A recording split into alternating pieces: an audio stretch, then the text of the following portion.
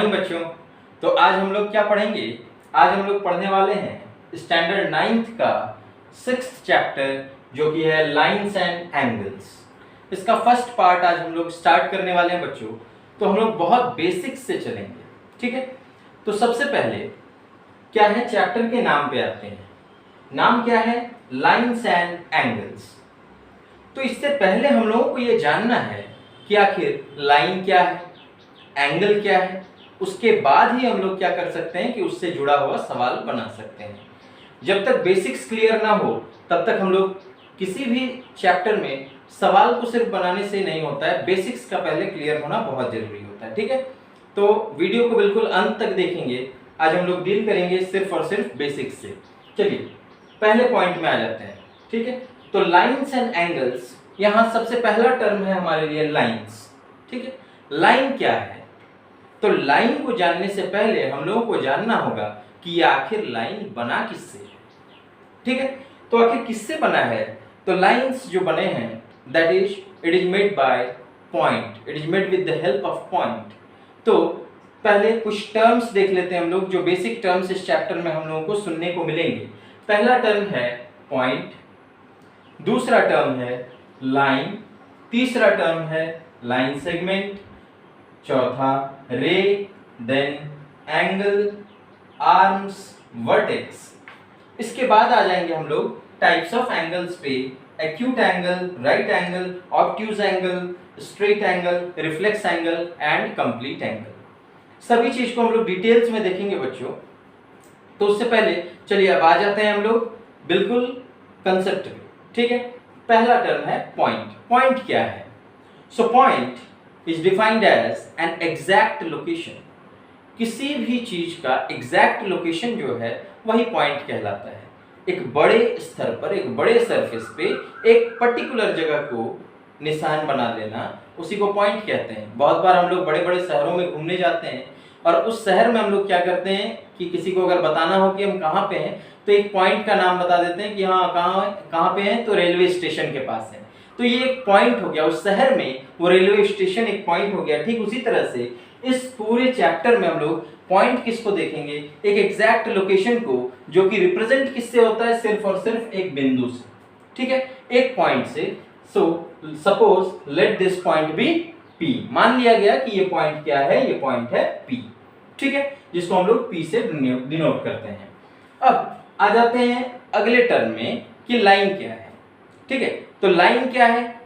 अब इस पॉइंट की मदद से जब बहुत सारे पॉइंट एक ही स्ट्रेट लाइन में अगर हम लोग उसको रख दें, एक स्ट्रेट मींस पाथ में हम लोग रख दें, तो उसको हम लोग क्या कह सकते हैं कि वो लाइन बना सकता है। जैसे कि सपोज, तो लाइन का डेफिनेशन पहले पढ़ेंगे। Collection of points in straight path that is called line which has no end point, जिसके की कोई भी एंड पॉइंट नहीं होता है। तो अगर हम लोग इस तरह से पॉइंट, बहुत सारे पॉइंट को एक स्ट्रेट पाथ में ऐसे रखते चले जाएं इनफाइनाइटली, जब बहुत सारे पॉइंट ऐसे रहेंगे तो जब इसी को सबको मिला दिया जाएगा तो ये क्या कहलाएगा? This will be called line.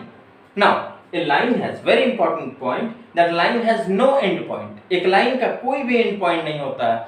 it moves endlessly in both directions। दोनों ही डायरेक्शन में ये बिल्कुल इनफाइनाइटली बढ़ते रहता है, ठीक है। तो अब इसको रिप्रेजेंट कैसे किया जाता है? तो याद रखेंगे, ये जो एरो मार्क करता है, ये एरो मार्क ये बताता है कि इधर की ओर इनफाइनाइटली बढ़ते जा रहा है, और ठीक उसी प्रकार से अगर हम लोग इस यहाँ पे एरो दे दें तो ये बताएगा कि ये इधर की ओर इनफाइनाइटली बढ़ते चला जा रहा है। सो अगर ये लाइन जो था, अगर ये लाइन ऐसा था A B, then we can denote, इसका रिप्रेजेंटेशन कैसे होगा? इस लाइन का रिप्रेजेंटेशन होगा that A B and like this. इस प्रकार से दोनों तरफ एरो होंगे। इसका मतलब है कि उसका कोई एंड पॉइंट नहीं है, वो दोनों तरफ इनफाइनाइटली बढ़ते जा रहा है, इसीलिए उसको हम क्या कह रहे हैं? लाइन कह रहे हैं, ठीक है। अब लाइन से आगे चलते हैं। दूसरा पॉइंट जो है हमारा वो क्या है? लाइन सेगमेंट, ठीक है। तो लाइन सेगमेंट क्या है? लाइन से ही बना है लाइन सेगमेंट। सेगमेंट का मतलब होता है टुकड़ा, है ना। तो लाइन सेगमेंट क्या है कि एक लाइन का टुकड़ा है। जब टुकड़ा होगा तो ऑब्वियसली उसके दो एंड पॉइंट होंगे, है ना। ये तो चूंकि इनफाइनाइटली बढ़ते जा रहा था दोनों डायरेक्शन में, तो अगर दोनों तरफ एंड पॉइंट मिल जाए तो उसी को हम लोग क्या कहेंगे, उसी को हम लोग कहेंगे line segment. Okay, so similarly तो क्या कहा जा रहा है, the straight path between two points से A and B is called the line segment. अगर कोई दो पॉइंट है हमारे पास, कोई भी दो पॉइंट है, यहाँ पे एक पॉइंट ए और दूसरा पॉइंट है बी, तो हम लोग क्या कह सकते हैं कि इसके बीच में जो खिंची हुई लाइन है उसी को हम लोग क्या कहेंगे, दैट इज लाइन सेगमेंट, है ना। अब चूंकि लाइन सेगमेंट में दोनों तरफ एंड पॉइंट है, मतलब वो स्टॉप हो जा रहा है, तो इसलिए लाइन सेगमेंट का जो रिप्रेजेंटेशन होता है वो कैसा होता है, वो रिप्रेजेंटेशन होता है ए बी, यहाँ किसी भी तरफ में एरो नहीं है।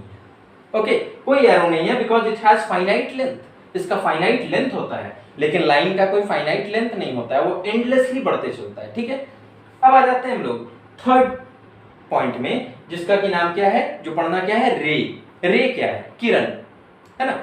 So it is also a line segment basically, ये भी एक लाइन सेगमेंट ही है, लेकिन एक तरफ ये इनफाइनाइटली बढ़ते चला जाता है। ठीक है, तो क्या है definition, a line segment A B when extended indefinitely in one direction is called a ray. अगर वैसा लाइन सेगमेंट जो एक डायरेक्शन में इनफाइनाइटली बढ़ते चले जाए, जिसका एक एंड पॉइंट तो है लेकिन एक तरफ कोई एंड पॉइंट नहीं है, टॉर्च जला के देखते हैं ना हम लोग, तो टॉर्च जिस जगह से रोशनी आ रही है वो एंड पॉइंट है उसका, लेकिन आगे कितना दूर तक जा रहा है ये हम नहीं बता सकते, है ना। तो इसलिए उसको रे कहते हैं। सन है ना, सन रेज कहते हैं, तो सन उसका एंड पॉइंट है, पर वहां से कितनी दूर तक रे जा रहा है इसका कोई फाइनाइट लेंथ नहीं है। तो रे को हम लोग किस प्रकार से डिफाइन करेंगे कि एक तरफ उसका एंड पॉइंट है और दूसरी तरफ उसका एंड पॉइंट नहीं है, तो इसलिए इसको हम लोग किस तरह से डिफाइन कर सकते हैं, this is it's and point. एक रे अगर ए बी है तो हम लोग कैसे डिफाइन करेंगे, ये इसका एंड पॉइंट है और ये इनफाइनाइटली इस ओर बढ़ता चला गया है। तो जिस किसी का भी नाम हम लोग देंगे, ये नाम दिया जाएगा रे ए बी, तो याद रखेंगे कि एक ही तरफ इसका रिप्रेजेंटेशन कैसा होगा, इसका रिप्रेजेंटेशन होगा कि एरो मार्क एक तरफ होगा, इसका मतलब वो इनफाइनाइटली एक तरफ बढ़ते जा रहे हैं। ओके, अब आ जाते हैं हम लोग किसमें, अब आ जाते हैं हम लोग लाइंस का टर्म जो है वो खत्म हो गया। तो क्या क्या पढ़े हम लोग लाइंस में, पहला तो लाइन किससे बना, तो लाइन बना एक पॉइंट से। पॉइंट क्या है, एक एग्जैक्ट लोकेशन। इस बोर्ड में अगर ये पॉइंट पी लिख रहे हैं तो ये एक एग्जैक्ट लोकेशन इस बोर्ड के रिस्पेक्ट में, that upper right corner, board के राइट कॉर्नर में ऊपर की तरफ क्या है, एक पॉइंट है P, है ना, वो एग्जैक्ट लोकेशन है। Now when this points are arranged in straight path, जब इन्हीं पॉइंट को बिल्कुल स्ट्रेट पाथ में अरेंज कर दिया जा रहा है, एक सीधी रास्ते में उसको अरेंज किया जा रहा है और फिर उन पॉइंट्स को अगर मिला दिया जा रहा है, तो हम कहेंगे कि दैट इज अ लाइन, है ना, वो लाइन है, वो दोनों तरफ एंडलेसली बढ़ रहा है। पर वहीं पे लाइन सेगमेंट क्या है, it is a segment of line, टुकड़ा है ना। तो जब टुकड़ा होगा तो दोनों तरफ क्या होंगे, एंड पॉइंट होंगे। So the straight path between two point, इसका मतलब वो खास उस दो पॉइंट के बीच में एक straight line. So straight path between two points से A and B is called line segment. Next is ray. तो इंपॉर्टेंट बात क्या है, लाइन में कोई एंड पॉइंट नहीं, लाइन सेगमेंट में दोनों तरफ एंड पॉइंट है। तीसरा आ जाते हैं हम लोग किसमें, रे में। रे क्या है, that line segment A B when extended indefinitely in one direction. एक लाइन सेगमेंट ए बी देखेंगे, यहाँ पे दोनों तरफ एंड पॉइंट है, but when extended indefinitely in one direction, जब एक डायरेक्शन में इनफाइनाइटली वो बढ़ते जा रहा है, तो तब उसको हम लोग क्या कहेंगे, वो रे ए बी बन जाएगा। और उसका रिप्रेजेंटेशन कैसा हो जाएगा, वो ए बी के ऊपर हम लोग एक एरो मार्क देंगे। ठीक है, तो ये हो गया रे तक। अब आ जाता है बात किस पर, कि एंगल क्या है। तो बच्चों याद रखेंगे एंगल क्या है, तो जब दो रे एक पर्टिकुलर पॉइंट से इमर्ज करता है तो उसको क्या कहा जाता है, then it is said to be an angle, है ना। जो बनता है उससे जो आकार बनती है उसको हम लोग एंगल कहते हैं, कोण कहते हैं, है ना। तो देखेंगे क्या है, that when two rays originate from the same end point, जब दो रे एक ही एंड पॉइंट से निकलते हैं तब उसको क्या कहा जाता है, then an angle is formed. किस प्रकार से देखते हैं हम लोग, suppose this is a point O, मान लिया गया ये एक पॉइंट O है, यहां से एक रे इस प्रकार से निकला OA। ओके, देखो O का क्या है, O में एंड पॉइंट है, यहाँ पे एंड पॉइंट नहीं है।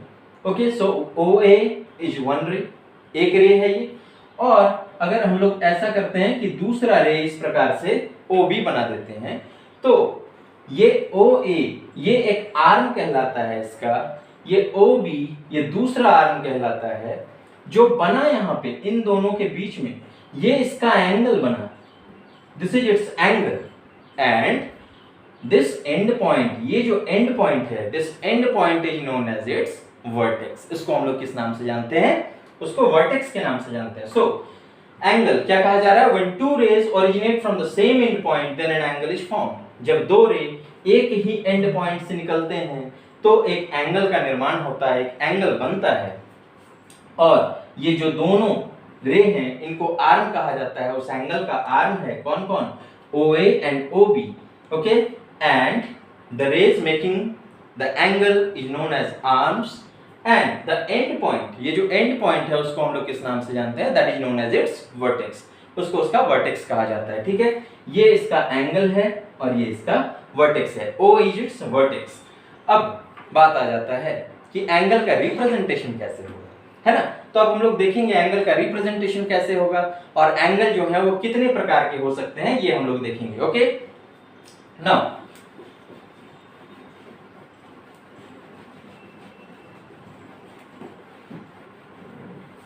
सो आ जाते हैं बच्चों एंगल के रिप्रेजेंटेशन में। तो अभी क्या बताया गया कि एक रे इस प्रकार से है O A एंड B। इसको रिप्रेजेंट कैसे किया जाता है? तो जब कभी भी हम लोग अगर इस एंगल को रिप्रेजेंट करना चाहते हैं then this is said to be, इसको लिखना कैसे है? इसको लिखना है ऐसे, एंगल AOB। अब बात है कि ये एंगल किस जगह पे बना है? ये O के पास बना है।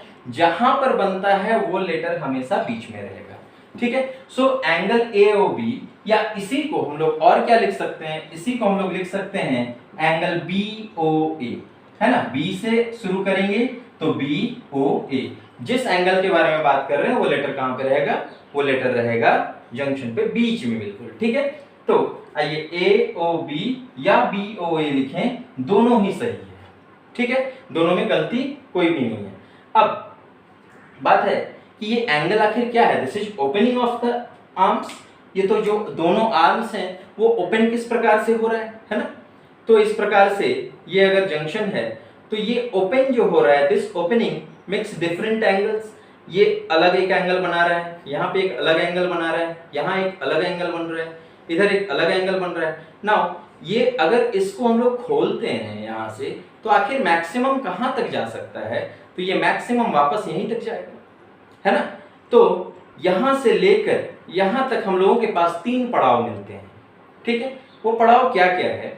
तो एक तो ये वाला स्ट्रेट जिसमें कि बिल्कुल 0 डिग्री बना हुआ है। दूसरा पड़ाव है 90 डिग्री, है ना। ये 0 डिग्री, ये है 90 डिग्री। नाउ ये जब पूरी तरह से सीधा खुल जाए 180 डिग्री, और तीसरा है जब फिर से वापस यहाँ पे आ जाए दैट इज 360 डिग्री, ठीक है। तो ये 3-4 जगह को हम लोगों को ध्यान से देखना है और उसी पे बेस्ड है, उसी पे पूरा क्लासिफिकेशन ऑफ एंगल जो है वो बेस्ड है। टाइप्स ऑफ एंगल्स जो हम लोग पढ़ेंगे वो किस पर बेस्ड है? That is based on the opening of these arms. ये आर्म्स किस प्रकार से ओपन हो रहे हैं, और हम लोगों को याद क्या रखना है? हम लोगों को याद रखना है 0 degree, 90 degree, 180 degree and 360 degree, ठीक है। चलिए अब हम लोग देखते हैं सबसे पहले कंसेप्ट पे कि पहला टाइप ऑफ एंगल कौन सा है। The types of angles. So what are the types of angles? पहला टाइप ऑफ एंगल क्या है? Then the first type is acute angle. क्या कहा जाता है इसको? एक्यूट एंगल कहेंगे। अब एक्यूट का मतलब क्या होता है? बिल्कुल शार्प, पैना, है ना, छोटा। तो छोटा ये कब बन रहा है? ऐसा, ओके।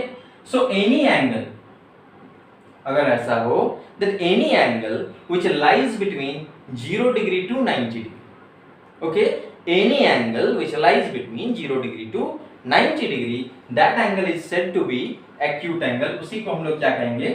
उसको हम लोग acute angle कहेंगे। तो क्या लिखेंगे? an angle lying between 0 degree to 90 degree, है ना। 0 से लेके 90 तक, इसके बीच में जितने भी डिग्रीज आएंगे, जितने भी एंगल बनेंगे, उसे हम लोग क्या कहेंगे? That is known as acute angle. Now अब 90 डिग्री का मार्क कहां पर है ये देखना होगा। तो एक्यूट एंगल हम लोग कहां से कैसे कह सकते हैं, दिस इज एक्यूट, ये भी एक्यूट, ये यहां पर जैसे ही आ जा रहा है तो ये बन जा रहा है राइट एंगल बच्चों। तो ये नहीं बल्कि थोड़ा सा कम, मतलब 89 डिग्री तक वो क्या कहलाएगा, एक्यूट एंगल कहलाएगा। ठीक है, so angle line between 0 degree to 90 degree that is acute angle. अब आ जाते हैं हम लोग किस पे, उसके दूसरे वाले में क्या बताया गया था कि ध्यान आपको किस पे रखना है, 3-4 चीज पे, एक 0 degree, 90 degree, 180 degree and 360 degree. ये पहला वाला कहां से कहां तक आ गया, 0 डिग्री से 90 डिग्री के बीच में आ गया है, मतलब यहां से यहां तक जो भी लाई करेंगे वो क्या हो जाएगा, दैट इज एक्यूट एंगल। अब आ जाते हैं दूसरा टाइप में। दूसरा टाइप हमारा क्या है, that is right angle. Right angle, so right angle किसको कहेंगे, an angle which exactly measures 90 degree. ऐसा एंगल जो एग्जैक्टली कितना मेजर करता है, an angle which exactly measures 90 degree, जो एग्जैक्टली 90 डिग्री पे मेजर करता है, that is called right angle. और ये किस प्रकार से होता है, ऐसा होता है, इसको हम लोग रिप्रेजेंट भी कैसे करते हैं। तो राइट एंगल का एक खास पहचान है बच्चों कि ये इस तरह से स्क्वायर रिप्रेजेंटेशन जाता है इसका। ओके, अगर जहां कहीं भी यहां पे आपको इस प्रकार का चिन्ह दिखे तो आप समझ जाना है आपको कि ये कितना है, दिस इज 90 डिग्री। इसका रिप्रेजेंटेशन कैसा होगा, angle AOB is equal to 90 degree. Okay, so ये हो गया हमारा एक्यूट एंगल के बाद दूसरा क्या है, राइट एंगल। ये इस पॉइंट पे हम लोग पहुंच चुके हैं, 90 डिग्री पे हम लोग पहुंच चुके हैं। अब आ जाते हैं तीसरा वाला, थर्ड टाइप। थर्ड टाइप क्या है, that is obtuse angle. Third type is obtuse angle. अब ऑब्ट्यूज एंगल क्या है, देन खुद ही सोचना है। देखिए हम लोग 90 डिग्री तक तो पहुंच चुके हैं, अब किसकी बारी आती है, अब 90 से 180 की बारी आती है। Okay, so an angle lying between 90 degree to 180 degree. ऐसा एंगल जो 90 डिग्री से ज्यादा हो और 180 डिग्री से कम हो, तो उसको क्या कहते हैं, उसको हम लोग कहते हैं ऑब्ट्यूज एंगल। ठीक है, अब 180 डिग्री तो हम लोग जानते हैं, 180 डिग्री क्या है, that is straight line. Okay, this means that opening must be, जो ओपनिंग होगा वो किस प्रकार का होगा, that must be like this. यहां तक चलेगा, 90 डिग्री ये वाला मार्क है ना, तो 90 डिग्री से ज्यादा हो गया, यहां से यहां तक 90 डिग्री और फिर यहां से यहां तक ये ज्यादा हो गया, so this is obtuse angle. ये ऑब्ट्यूज एंगल है। ठीक इसी तरह से हम लोग यहां तक भी कह सकते हैं कि ये ऑब्ट्यूज एंगल है। ओके, पर जैसे ही ये बिल्कुल सीधा हो जाता है तो अब ये ऑब्ट्यूज एंगल नहीं रह जाता है। सो फिलहाल अभी हम लोग बात कर रहे हैं ऑब्ट्यूज एंगल का। तो ऑब्ट्यूज एंगल कहां से कहां तक, any angle which lies between 90 degree to 180 degree. This means that more than, the angle must be greater than 90 degree but less than 180 degree. 90 degree से ज्यादा होगा और 180 डिग्री से कम होगा तो उसको हम लोग क्या कहेंगे, ऑब्ट्यूज एंगल कहेंगे। ठीक है, सो अब आ जाते हैं हम लोग चौथे टाइप में। ठीक है, चौथा टाइप क्या है बच्चों, यहां तक हम लोग पहुंच चुके हैं, 90 डिग्री से 180 तक तो पहुंच चुके हैं, दिस मींस 179। अब आ जाते हैं किसमें, 180 डिग्री को। तो इसको क्या कहा जाता है, this is called straight angle. इसको क्या कहा जाता है, स्ट्रेट एंगल। दिस मींस जिस प्रकार से अभी क्या बताया गया था कि इन चार चीजों को याद रखना है, 0 degree, 90 degree, 180 degree and 360 degree. तो 90 डिग्री वाला जैसे राइट एंगल कहलाता था, ठीक उसी प्रकार से जो एग्जैक्टली 180 डिग्री मेजर करेगा उसको हम लोग स्ट्रेट एंगल कहेंगे। तो क्या लिखेंगे, an angle which measures exactly 180 degree, जो exactly कितना होगा, 180 डिग्री होगा, that is called straight angle. Now किस प्रकार का होता है एक straight angle, this is like this straight line. ये बिल्कुल एक स्ट्रेट लाइन होता है, मतलब यहां से यहां तक की दूरी जो है, दैट इज जो एंगल है, that is 180 degree. Okay, so this can be represented as that angle AOB is equal to 180 degree. Okay, so this is 180 degree. ये है स्ट्रेट एंगल। तो ये चार तरह का हम लोग अभी तक पहुंच चुके हैं। चौथे तरफ में क्या स्ट्रेट एंगल पे हम लोग पहुंच चुके हैं। अभी और दो टाइप्स हम लोगों को जानना बाकी है। तो दूसरा पांचवा टाइप जो है वो क्या है, that is reflex angle. Reflex angle तो हम लोग यहां तक तो पहुंच चुके हैं, 180 का मार्क पार कर चुके हैं। अब क्या होगा, this means the angle greater than 180 degree and less than 360 degree, है कि नहीं। ये इस प्रकार से जा रहा है ना, इस प्रकार से कि 0 डिग्री से ज्यादा होना चाहिए और 90 डिग्री से कम होना चाहिए तो एक्यूट एंगल, एग्जैक्टली 90 डिग्री पे होना चाहिए तो राइट एंगल, 90 से ज्यादा हो और 180 से कम हो तो जो एंगल होगा वो कितना होगा, हो जाएगा ऑब्ट्यूज एंगल। जो एग्जैक्टली 180 डिग्री पे हो वो कितना हो जाएगा, स्ट्रेट एंगल। और अब आ जाते हैं हमारे नेक्स्ट टाइप में, दैट इज रिफ्लेक्स एंगल। उसको क्या कहते हैं, रिफ्लेक्स एंगल कहते हैं।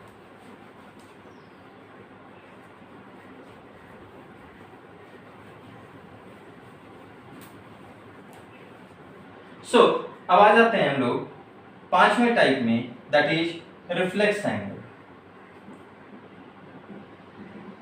तो इसका डेफिनेशन हम लोग किस प्रकार से लिख सकते हैं, that an angle which measures more than 180 degree but less than 360 degree.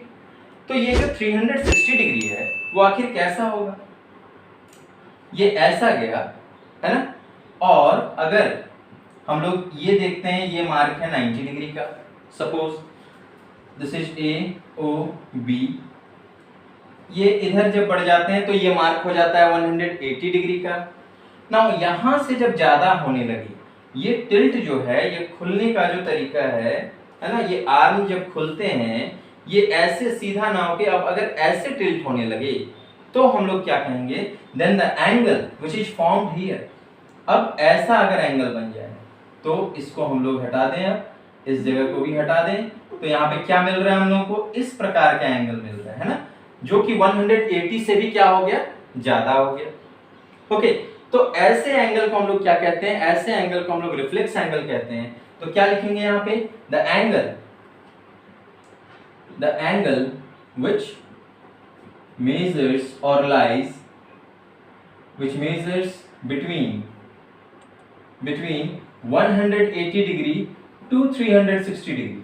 This means the angle must be, okay, if this is B, this means that angle AOB must be greater than 180 degree. ये 180 degree से तो ज्यादा होना चाहिए, but it must be less than 360 degree, ये 360 degree से कम होना चाहिए। Then this angle is said to be a reflex angle, और ये रिफ्लेक्स एंगल तब कहलाता है। देखो बच्चों, दो एंगल बना है यहाँ पे, है ना, एक इधर वाला बना है और एक इधर वाला बना है। तो आपको ध्यान इस बात पे रखना है कि 180 से ज्यादा कौन बना रहा है। सो 180 से ज्यादा कब बनेगा, जब हम लोग इस तरह से देख सकते हैं कि ये है हमारा मार्क 180 का, ओके, यहाँ तक सीधा रहता है तो 180 रहता है। दिस मीन्स यहाँ से अब टिल्ट हो जाए तो ये वाला एंगल जो है वो क्या बनेगा, ऑब्वियसली मोर देन 180 डिग्री, है ना। तो इस प्रकार का जो भी एंगल होगा, लाइक दिस वन, तो ये क्या कहलाएगा, दिस इज रिफ्लेक्स। और इसमें हम लोगों को स्पेशली लिखना पड़ता है कि रिफ्लेक्स एंगल AOB, तब जाके समझ में आएगा कि आप इसकी बात कर रहे हैं, क्योंकि एंगल AOB तो ये भी है ना, एंगल AOB ये भी है, लेकिन जब हम रिफ्लेक्स लिख देते हैं तो इससे समझ में आ जाता है कि हम किसकी बात कर रहे हैं। हम बात कर रहे हैं जो 180 डिग्री से ग्रेटर है उसकी बात कर रहे हैं। Okay, and now the last type, that is complete angle. Complete angle मतलब कि जब ये पूरा हो चुका हो, तो पूरा कब होगा, जहां से खुलना शुरू हुआ था वहीं पर आके वापस मिल जाना, है ना। तो ये कैसा बना देता है, ये एक सर्कल बना देता है। सपोज ये हमारा पॉइंट था O, यहां से ये इमर्ज करना शुरू होता है, यहाँ पे तरह तरह के एंगल बनते हैं और फाइनली वो आके क्या करता है, उसी जगह पे मिल जाता है। तो यहाँ पे क्या बनता है, 90 डिग्री बन जाता है, इधर कितना बन जाता है, दैट इज 180 डिग्री। और फिर धीरे धीरे ये खुलते खुलते वापस कहाँ मिल जाए, वहीं पे आके मिल जाए। तो हम लोग क्या देखते हैं कि यहाँ पे कैसा एंगल बन रहा है, ये बिल्कुल सर्कल बना दे रहा है ना। So an angle which exactly measures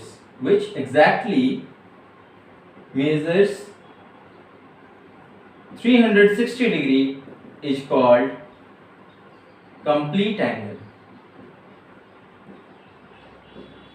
तो उसको क्या कहते हैं हम लोग?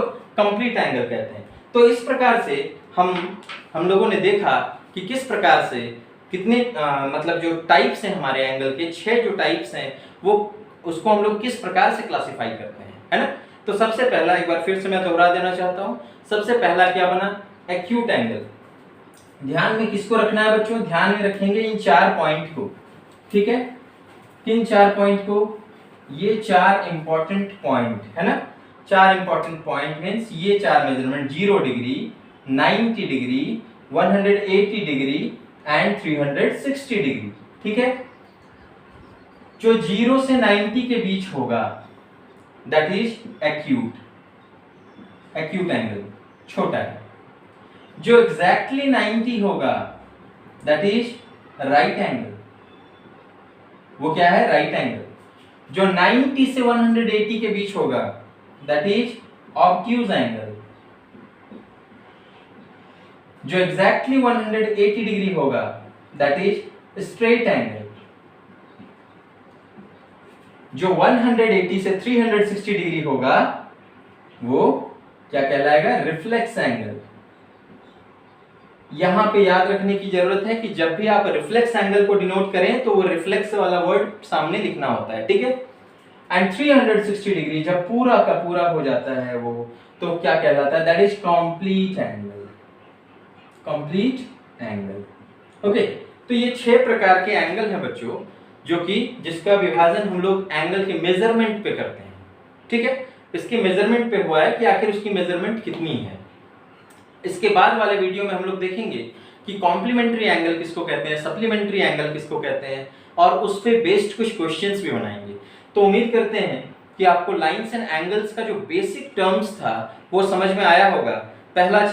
पहला हम लोगों ने क्या डिस्कस किया? जो बेसिक टर्म्स थे, पॉइंट क्या है, एन एग्जैक्ट लोकेशन, लाइन क्या है, जब उस पॉइंट को हम लोग एंडलेसली एक स्ट्रेट पाथ में सजा देते हैं और उसको कनेक्ट कर देते हैं, then that is line. Line segment क्या है? एक टुकड़ा है लाइन का जिसके 2 एंड पॉइंट होते हैं, है ना, और एक फाइनाइट लेंथ होता है। देन रे क्या है? जिसका एक ही एंड पॉइंट होगा और एक तरफ वो इनफाइनाइटली बढ़ता चला जाता है, उसका भी कोई फाइनाइट लेंथ नहीं होता। Okay, that is having 1 and point. And क्या आ गया हमारे पास? नेक्स्ट आ जाते हैं हम लोग एंगल पे। तो एंगल किससे बना था? जब 2 रे, है ना, एक पॉइंट से इमर्ज होता है तो क्या बनाता है? एंगल बनाता है। उन दोनों रेज को हम लोग आर्म्स कहते हैं और उन दोनों उसके जो एंड पॉइंट होते हैं उसको हम लोग वर्टेक्स कहते हैं। उसके बाद हम लोगों ने देखा कि कितने प्रकार के एंगल बनते हैं। तो एंगल कितने प्रकार के हो सकते हैं? एक्यूट एंगल है, राइट एंगल है, ऑब्ट्यूज एंगल है, देन स्ट्रेट एंगल है, देन रिफ्लेक्स एंगल है, then complete angle. Okay, so like this 6 types of angles are there and after this, इसके बाद हम लोग नेक्स्ट वीडियोस में देखेंगे कॉम्प्लीमेंट्री और सप्लीमेंट्री और फिर क्वेश्चंस को बनाएंगे। ओके, तो उम्मीद करते हैं वीडियो आपको पसंद आया होगा। अगर कहीं पर भी डाउट हो आप कमेंट सेक्शन में मैसेज करेंगे, एल्स लाइक करेंगे, शेयर करेंगे, सब्सक्राइब करेंगे। Thank you.